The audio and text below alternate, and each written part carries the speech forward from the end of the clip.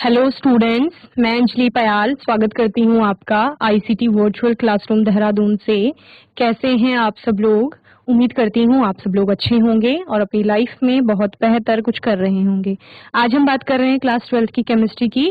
जैसा कि आप सभी को पता है, हम कंपार्टमेंट एग्जामिनेशन की प्रिपरेशन यहाँ से कर रहे हैं। सॉल्यूशन चैप्टर हम लोगों का चल रहा है काफी दिनों से, उसी को लेकर आगे चलते हैं और कुछ नए टॉपिक्स के बारे में आज हम लोग बातें करेंगे। ओके, तो आइए चलते हैं स्मार्ट बोर्ड की। चलिए, चैप्टर 2 चल रहा है सॉल्यूशन, यानी कि विलयन वही दो या दो से अधिक पदार्थों का समांगी मिश्रण जो है। समांग मिश्रण को ही आप बेसिकली क्या कहते हो? विलयन कहते हो, ठीक है ना। तो एग्जाम्पल देखे थे, इसके घटकों की बात की थी कि कंपोनेंट इसके क्या है, क्या क्या है। विलायक और विलेय होता है। विलायक जो अधिक मात्रा में है, विलेय जो कम मात्रा में होता है आपका, ठीक है। इसके टाइप्स देखे थे, ठोस विलयन, द्रव विलयन और गैसीय विलयन आप लोगों ने यहाँ पर पढ़ा था। ओके, सांद्रता की बात हम लोगों ने की थी। सांद्रता क्या है? विलेय की मात्रा जो भी विलयन में है वो उसकी सांद्रता कहलाएगी। सांद्रता को मात्रात्मक रूप से व्यक्त किया था हमने, द्रव्यमान प्रतिशत की गणना की थी। तो जो भी अवयव का द्रव्यमान प्रतिशत निकालना है, उसका कुल द्रव्यमान बटे विलयन का द्रव्यमान गुणा 100 द्रव्यमान प्रतिशत है।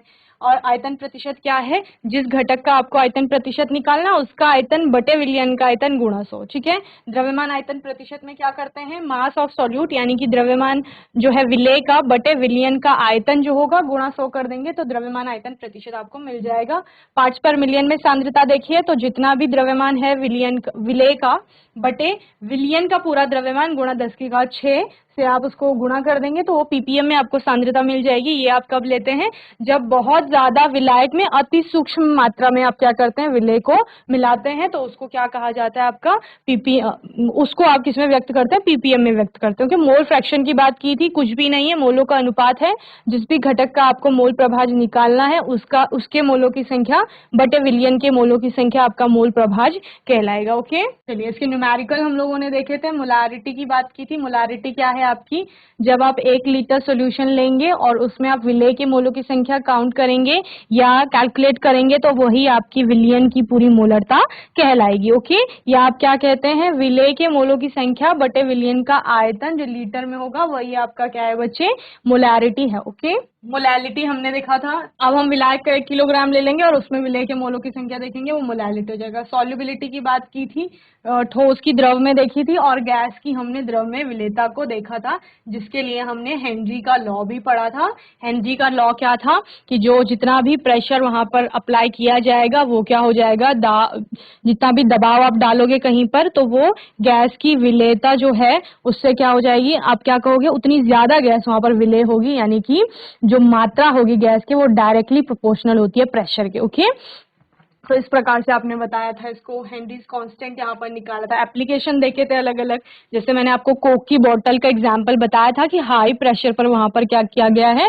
कार्बन डाइऑक्साइड को ड्रिंक के अंदर सॉल्युबल किया गया है या डिसॉल्व किया गया है। तो हाई प्रेशर, जितना ज्यादा प्रेशर अप्लाई करेंगे उतना ज्यादा गैस वहां पर डिसॉल्व होगी, यही हेनरी ने कहा था। ओके, दूसरा, जब भी जो आपके डाइवर्स होते हैं वो क्या करते हैं? जो समुद्री गोताखोर होते हैं वो क्या करते हैं? अपना ऑक्सीजन सिलेंडर जो साथ में लेके जाते हैं उसमें हीलियम गैस को मिक्स करके ले जाते हैं। ये किस लिए होता है? क्योंकि जब वो नीचे को जाते हैं तो सतह से नीचे जाने पर, समुद्र तल के अंदर जाने पर, तो समुद्र के अंदर जाने पर उनको धीरे धीरे प्रेशर ज्यादा होता है।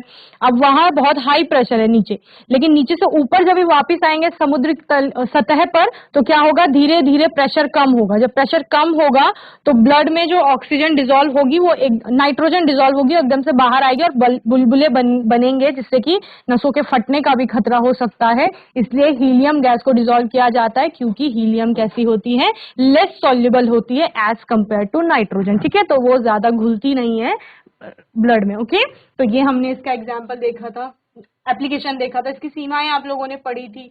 देन वेपर प्रेशर की बात की थी, तो कुछ भी नहीं है, वेपर जो प्रेशर एक्सर्ट करेगा वही क्या है? वेपर प्रेशर है। और इसके लिए हमने राउल्ट्स लॉ को भी देखा था, ठीक है।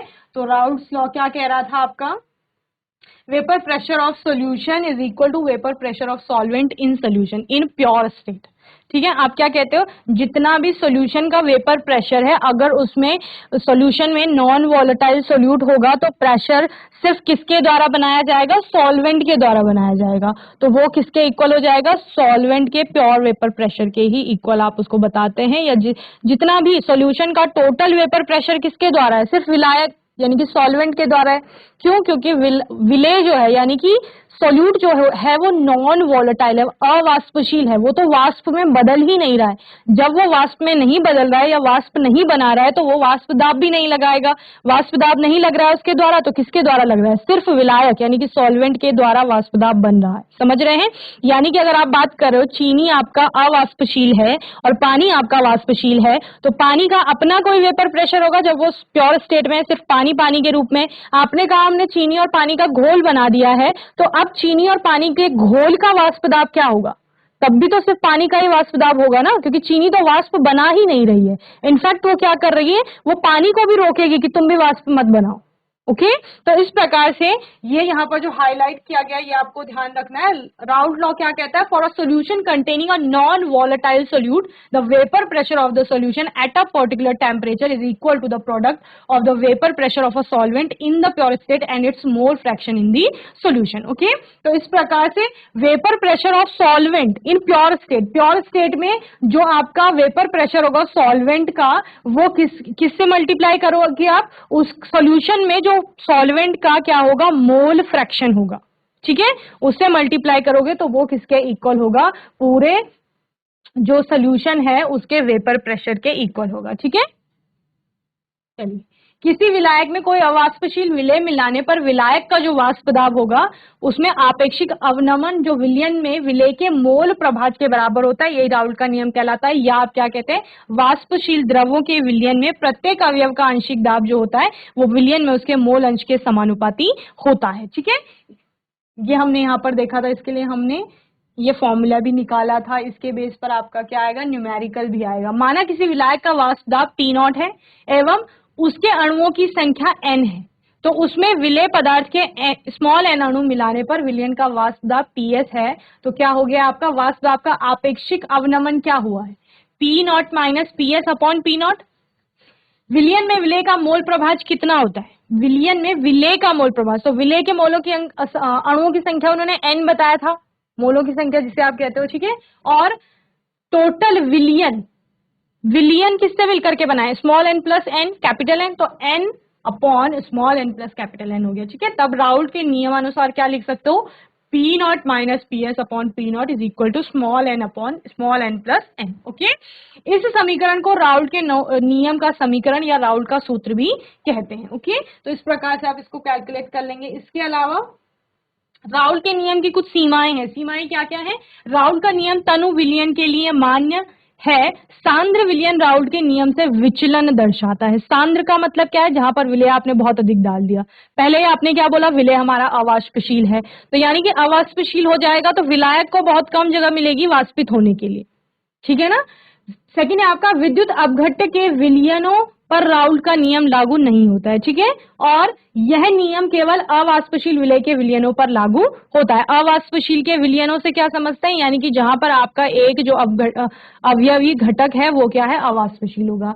इसमें ताप स्थिर रहना चाहिए। टेम्परेचर को क्या करेंगे? फिक्स करेंगे। ऐसा नहीं करेंगे कि टेम्परेचर बार बार कम ज्यादा कर रहे हो। और यह नियम केवल आदर्श विलयनों पर ही लागू होता है, अनादर्श विलयन पर नहीं। इनफैक्ट आप कहते हैं कि जो राउल्ट लॉ को फॉलो करते हैं वही आपके आदर्श विलयन है, और या आदर्श जो नहीं फॉलो करते उनको आप अनादर्श बता देते हैं। ठीक है, तो ideal and non ideal solutions क्या होते हैं? A solution is a homogeneous mixture of two or more chemical in non reacting species composed of only one phase. Okay, solutions can be idle or non-idle depending on whether they obey the Raoult's law. Okay, किस पर निर्भर करेगा?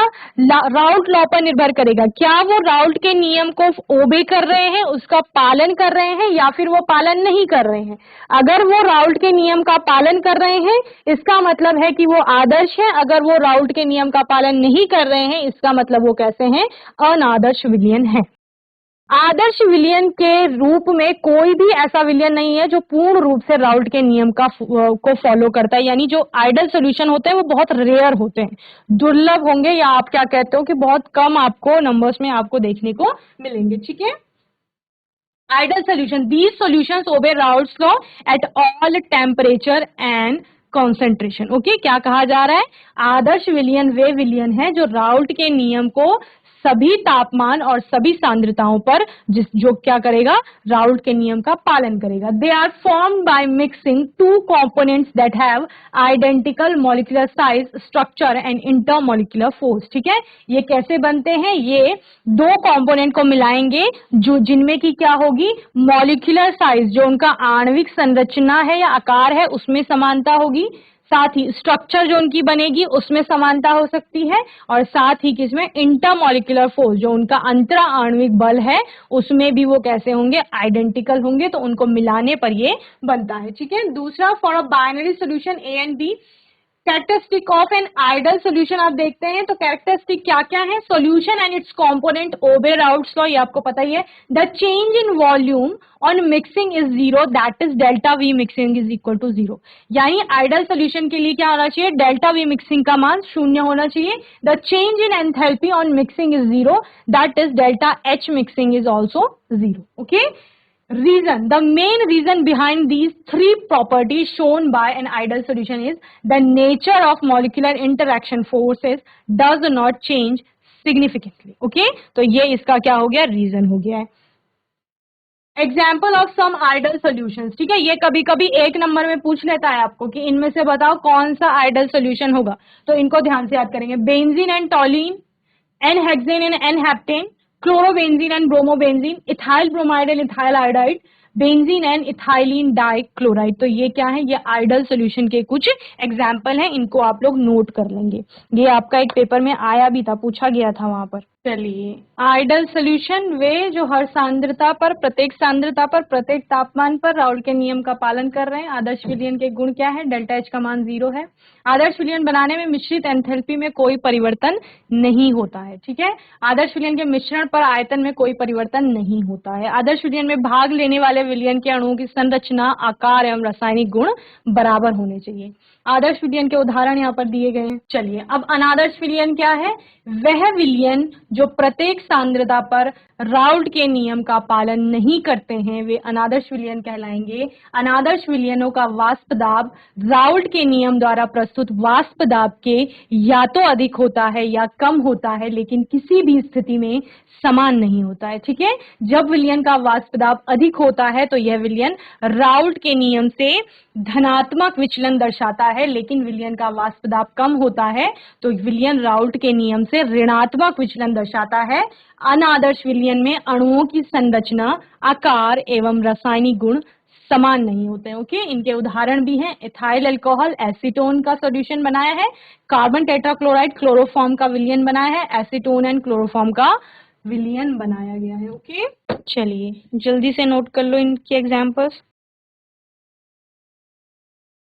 अंतर क्या है दोनों में, तो जो आपने आदर्श विलयन में प्रॉपर्टीज पढ़ी हैं, ठीक उसके विपरीत आपको अनादर्श में देखने को मिल रहा है, तो टेबल बना के दोनों को लिख लेंगे अगर क्वेश्चन आएगा तो। ठीक है, कॉलिगेटिव प्रॉपर्टीज की बात कर रहे थे, अणु संख्यक गुण क्या होते हैं। The properties of solution which depends on number of solute particles are called colligative properties. They are of 4 type: relative lowering in vapour pressure, elevation of boiling point, depression in freezing point and osmotic pressure. Okay, colligative property क्या है, the properties of solution किसका गुण है, विलयन का गुण है, विच depends on जो किस पर निर्भर कर रहा है, नंबर ऑफ सॉल्यूट पार्टिकल्स पर, यानी कणों की संख्या पर निर्भर कर रहा है, कणों की प्रकृति पर निर्भर नहीं करता है कि विलय की प्रकृति क्या है, उस पर निर्भर नहीं करेगा। विलय के कणों पर के जो नंबर है उन पर ये निर्भर करता है। इसी को क्या कहा जाता है, अणु संख्या। देखो नाम से ही समझ आ रहा है, अणु और संख्या, अणुओं की संख्या, अणुओं की संख्या है ये। विलयन में जो आप देखोगे विलय के अणुओं की संख्या, उसी पर ये बात कर रहे हैं। विलयन में उपस्थित वह गुण जो विलय पदार्थ के मोलों की संख्या पर निर्भर करते हैं उन्हें अणु संख्या गुणधर्म कहते हैं। इसमें विलयन के गुण विलय की मोलों की संख्या पर निर्भर करते हैं, विलय की प्रकृति पर निर्भर नहीं करते हैं। ओके, और ये 4 प्रकार के होते हैं। वाष्प दाब का आपेक्षिक अवनमन, क्वथनांक में उन्नयन, हिमांक में अवनमन और परासरण दाब। ठीक है, ये भी इंपॉर्टेंट टॉपिक है आपका। लोअरिंग ऑफ वेपर प्रेशर से क्या समझ रहे हो, वाष्प दाब कम हो रहा है। कब कम हो रहा है ये आपको बताना है। इन अ प्योर सॉल्वेंट, जब आपने सिर्फ पानी ही पानी लिया है, the entire surface is occupied by the molecules of this solvent. जब आपने ग्लास में या किसी बीकर में आपने पानी लिया है तो पूरा जो सरफेस है वो सिर्फ पानी के मॉलिक्यूल में से आपको दिख रहा है कि पानी ही पानी के अणु उसमें होंगे, ठीक है। If a non volatile solute is added to the solvent, suppose हम बोल रहे हैं चीनी नॉन वॉलेटाइल है यानी अवाष्पशील है, आपने वो उसमें डाल दिया है, the surface now has both solute and solvent molecule. अब क्या होगा, पहले आपने क्या बोला था बच्चे कि जब हमने प्योर स्टेट में बोला कि प्योर स्टेट में आपका सिर्फ यहाँ पर वाटर ही वाटर है, H2O है, ठीक है। तो सारे जो सरफेस में ये कण है ये किसके हैं, पानी के हैं। लेकिन आप कह रहे हो कि मैंने उसमें सॉल्यूट भी ऐड कर दिया जो कैसा है, नॉन वॉलेटाइल है, यानी कि बच्चे वो कैसा है आपका अवाष्पशील है, यानी कि वो तो वाष्प में बदल ही नहीं रहा है, उसके कण भी आ गए आप सरफेस में। ये देखो ये थोड़ा ऑरेंज कलर के दिख रहे हैं। तो पहले सरफेस का जो एरिया था यहाँ पर वो सारा H2O के मॉलिक्यूल्स के द्वारा कवर किया हुआ था। दूसरे में आप देखते हो तो दूसरे में थोड़ा एरिया किसने कवर कर लिया, नॉन वॉलेटाइल सॉल्यूट ने कवर कर लिया। इससे क्या होगा, पहले यहां से बहुत ज्यादा इवेपोरेशन हो रहा था, या आप क्या कह रहे हो कि पहले जितना जो ज्यादा पानी था, रेट ऑफ इवेपोरेशन आप बोलोगे वो अधिक था, यानी बहुत ज्यादा वाष्प दाब वहां पर बन रहा था। यहाँ पर आप क्या कहोगे, अब कम है ना, देखो ये जो ऑरेंज ऑरेंज है इनका तो वाष्पन नहीं होना है, ये आपका जो ब्लू कलर के हैं H2O के इनका ही होना है। तो अब कम मॉलिक्यूल हैं जो वाष्प में बदल रहे हैं, यानी वेपर प्रेशर कैसा हो गया, कम हो गया है। तो बस यही आपका क्या है, लोअरिंग ऑफ वेपर प्रेशर है। Now the surface now has both solute and solvent molecules, thereby fraction of the surface covered by solvent molecules get reduced। आपने क्या कहा, जितना पार्ट जो अभी पानी ने पहले कवर किया था नॉन वोलेटाइल सोल्यूट डालने पर वो कवरेज जो है वो कम हो गया, यानी वहां पर अब नॉन वोलेटाइल सोल्यूट ने भी जगह घेर ली है।